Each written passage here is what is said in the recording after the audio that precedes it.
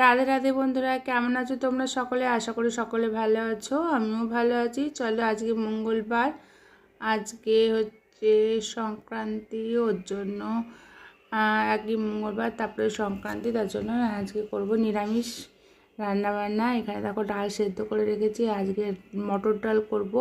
অনেকদিন মটর ডাল খাওয়া হয় না, আজকে মটর ডাল করবো টমেটো আর ধনেপাতা দিয়ে। আর এখানে দেখো আলু ভাজা হয়ে গেছে, আলু ভাজাটা করে এখানে বসিয়ে দিয়েছি হচ্ছে বাঁধাকপির জন্য।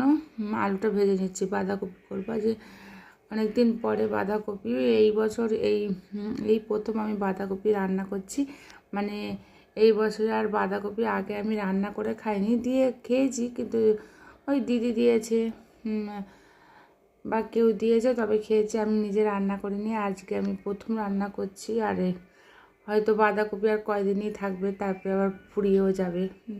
তার জন্য একটু ভাবলাম একটু মটরশুঁটি দিয়ে একটু বাঁধাকপি রান্না করি নিরামিষই।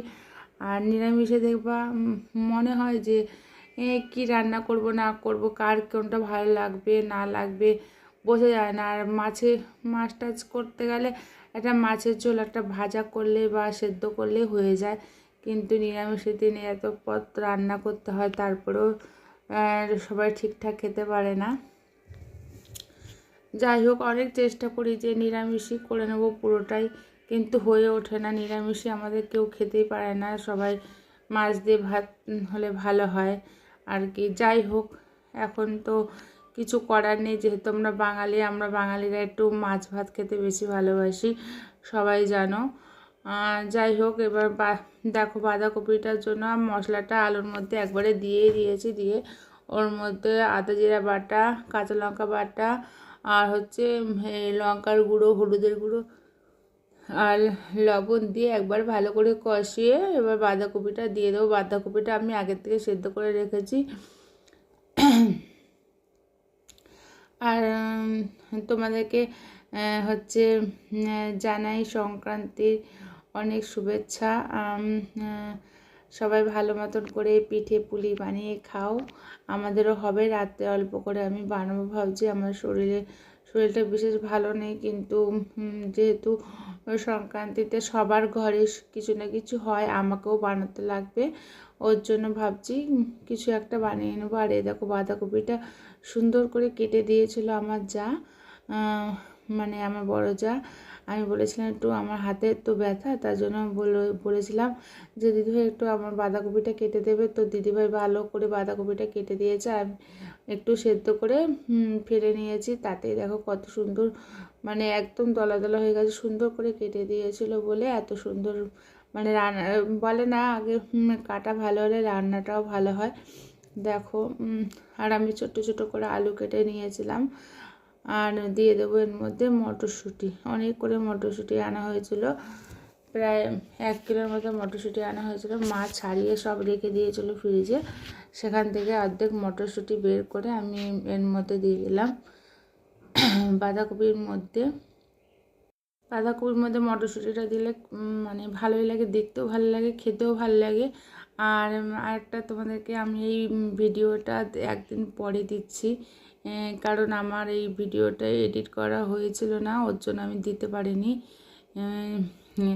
একদিন পরে যে হচ্ছে দেব আমি ভিডিওটা এডিট না করে তার আমি তোমাদেরকে দিতে পারি না। আর এই কথাগুলো আমি পরে দিয়েছি, ওর জন্য আরও দেরি হয়ে গেল ভিডিওটা এডিট করতে করতে।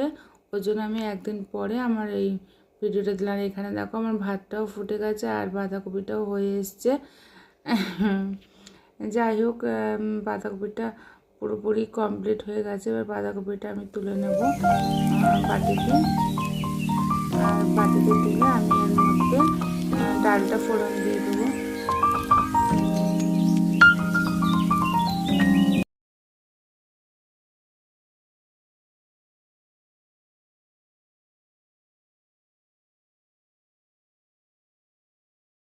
তাহলে ওইদিকে আমার বাঁধাকপিটা রান্না হয়ে গেছে, এখানে আমি ডালটা ফোড়ন দিয়ে দিচ্ছি। কড়াইটা আমার আবার কেউ বলো না কালো কালো লাগছে, কারণ এই কড়াইটার মধ্যে আমি বাঁধাকপিটা রান্না করেছি। আর এখানে দেখো গোটা জিরে ফোড়ন দিয়ে, শুকনো লঙ্কা, গোটা জিরে আর হচ্ছে টমেটো দিয়ে ডালটাকে সাঁতরিয়ে নেবো।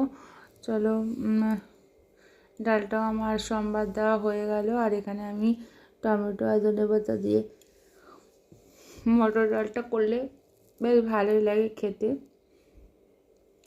যাই হোক, এখানে আমার রান্নাবান্না কমপ্লিট হয়ে গেছে। আর আমি যেগুলো রান্না করলাম তোমরা তো দেখতেই পেলে, তবু আরেকবার দেখিয়ে দিচ্ছি কী কী রান্না করা হয়েছে। আমাদের করেছি ভাত, আর এখানে আমার মায়ের ভাতটা প্রেসার কুকারে করা, আর করেছি চাকচাক করে আলু ভাজা। এটা হচ্ছে মটরের ডাল, ধনেপাতা টমেটো দিয়ে করেছি। আর এখানে করেছি বাঁধাকপি। এই প্রথমবার আমাদের বাঁধাকপি হলো। বাঁধাকপি মটরশুঁটি দিয়ে নিরামিষই করেছি। চলো, এই ছিল আজকে আমাদের লাঞ্চের মেনু। ওমা আচার নিয়ে আসবো। এই আর সঙ্গে আছে জলপাইয়ের আচার। এই ছিল আজকে আমাদের লাঞ্চের মেনু। আমার ভিডিওটা যদি তোমাদের ভালো লেগে থাকে তো অতি অবশ্যই একটা লাইক করতে ভুলবে না। আর এখানে সন্ধ্যা হয়ে গেছে, সন্ধ্যাবেলা দেখো কি বানালাম। এখানে বানিয়েছি সাজের পিঠে, এখানে বানিয়েছি এটা বানিয়েছি পাটিসাপটা, ভিতরে আছে নারকেলের পুর। আর এখানে বানিয়েছি হচ্ছে সাজের পিঠে দুধে চুবিয়েছি। দেখতে পাচ্ছ?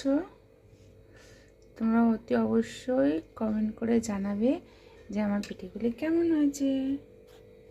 দেখো, আর আমার পিঠেগুলি যদি ভালো হয়ে থাকে তো একটা লাইক করতে ভুলবে না। টাটা।